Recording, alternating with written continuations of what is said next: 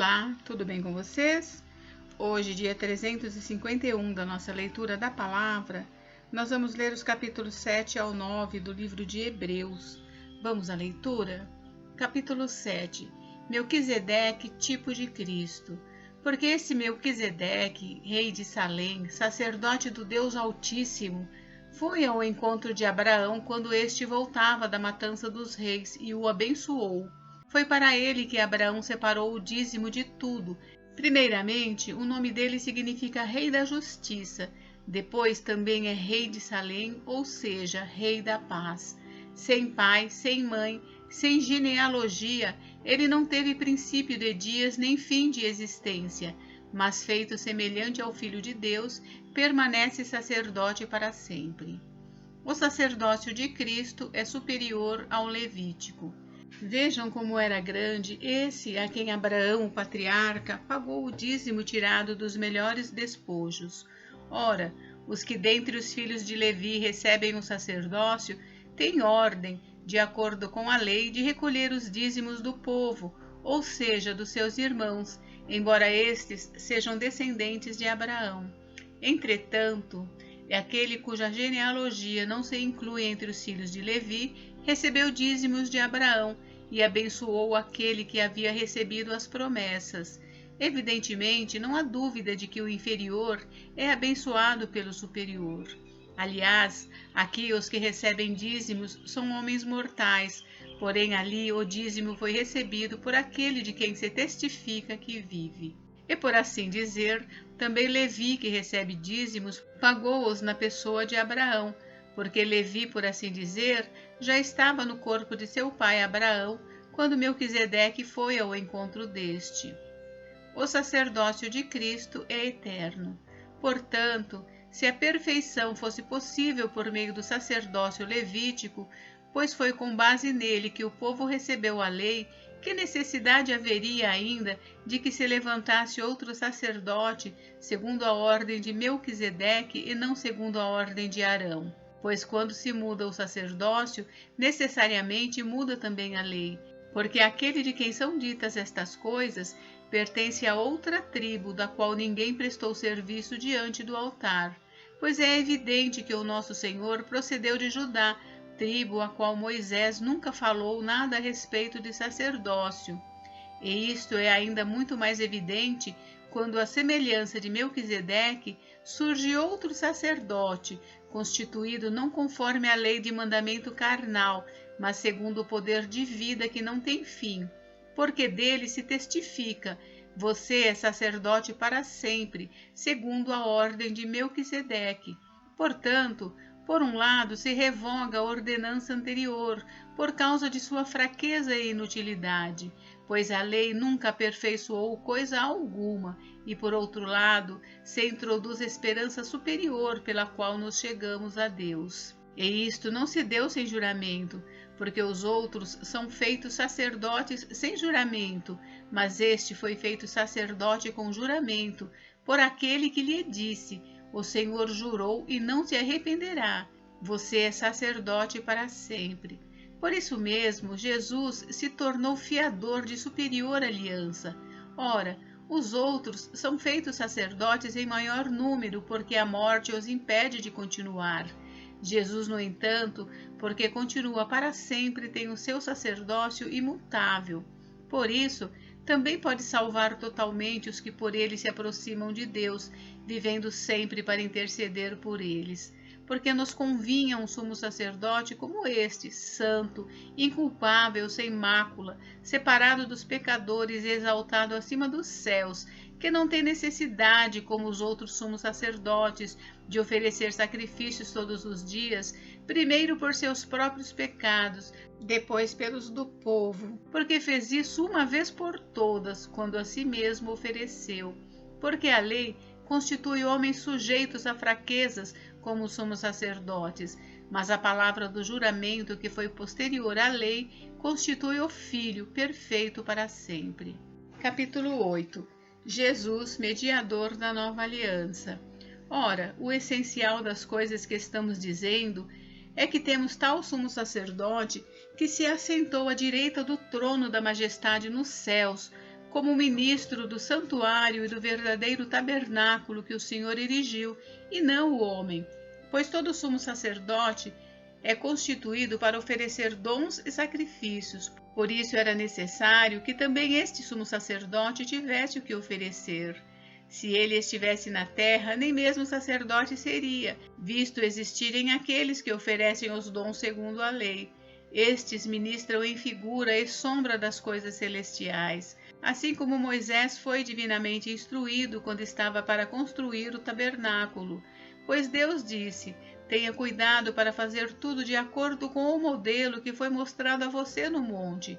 Mas agora Jesus obteve um ministério tanto mais excelente, quanto é também mediador de superior aliança, instituída com base em superiores promessas. Porque se aquela primeira aliança tivesse sido sem defeito, de maneira alguma estaria sendo buscado o lugar para uma segunda aliança. E se de fato, repreendendo-os, diz: eis aí vem dias, diz o Senhor, e firmarei nova aliança com a casa de Israel e com a casa de Judá, não segundo a aliança que fiz com os seus pais, no dia em que os tomei pela mão para os tirar da terra do Egito, pois eles não continuaram na minha aliança, e eu não dei atenção a eles, diz o Senhor. Porque esta é a aliança que farei com a casa de Israel depois daqueles dias, diz o Senhor. Imprimirei as minhas leis na mente deles, e as inscreverei sobre o seu coração, e eu serei o seu Deus, e eles serão o meu povo.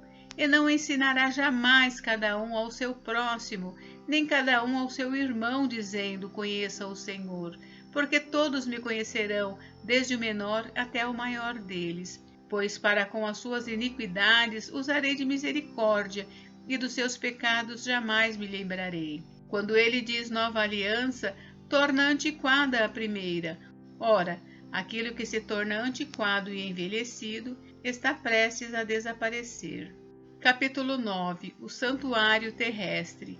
Ora, a primeira aliança também tinha preceitos de culto divino e o seu santuário terrestre, porque foi edificado um tabernáculo, cuja parte da frente, onde estavam o candelabro, a mesa e os pães da proposição, se chama o Santo Lugar. Por trás do segundo véu se encontrava o tabernáculo, que se chama o Santo dos Santos, ao qual pertencia um altar de ouro para o incenso, e a arca da aliança totalmente coberta de ouro, na qual estava uma urna de ouro contendo o maná, o bordão de Arão que floresceu e as tábuas da aliança. Sobre a arca estavam os querubins de glória que com a sua sombra cobriam o propiciatório. Mas dessas coisas não falaremos agora com mais detalhes. Ora, depois que foram feitos todos esses preparativos, os sacerdotes entram continuamente no primeiro tabernáculo para realizar os serviços sagrados. Mas no segundo, o sumo sacerdote entra sozinho, uma vez por ano, não sem sangue, que oferece por si e pelos pecados de ignorância do povo. Com isto, o Espírito Santo quer dar a entender que o caminho do santuário ainda não se manifestou, enquanto o primeiro tabernáculo continua erguido. Isso é uma parábola para a época presente, na qual se oferecem dons e sacrifícios, embora estes, no que diz respeito à consciência, sejam ineficazes para aperfeiçoar aquele que presta culto, pois não passam de ordenanças da carne, baseadas somente em comidas, bebidas e diversas cerimônias de purificação, impostas até o tempo oportuno de reforma.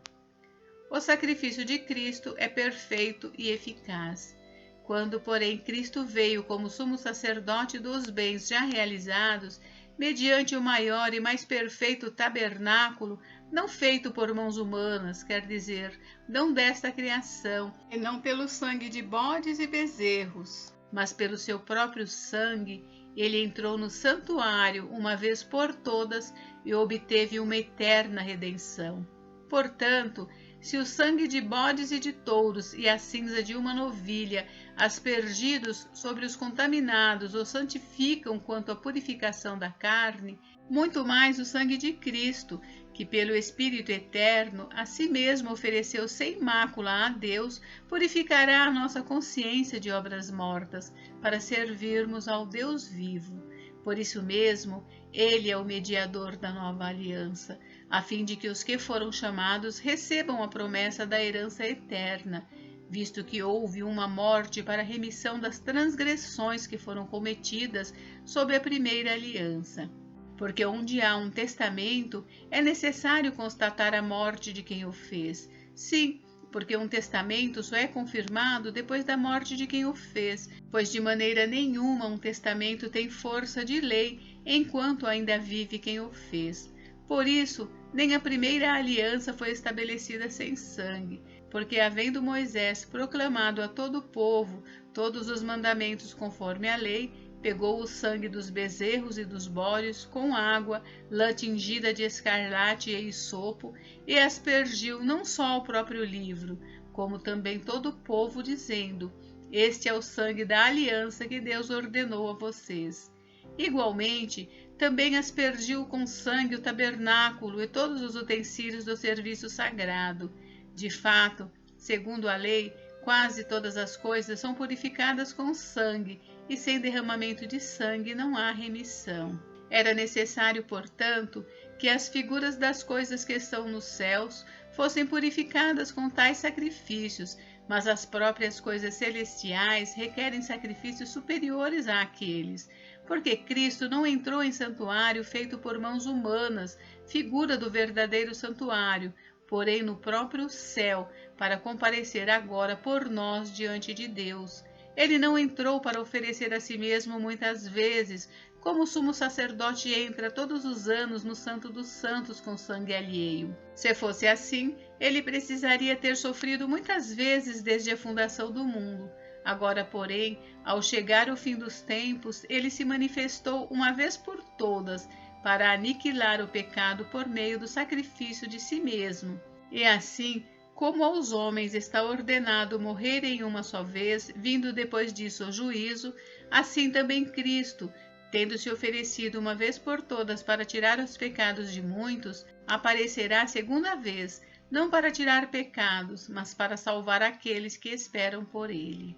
Gente, encerramos por hoje, mas amanhã tem mais. Fiquem com Deus. Deus abençoe vocês. Até amanhã.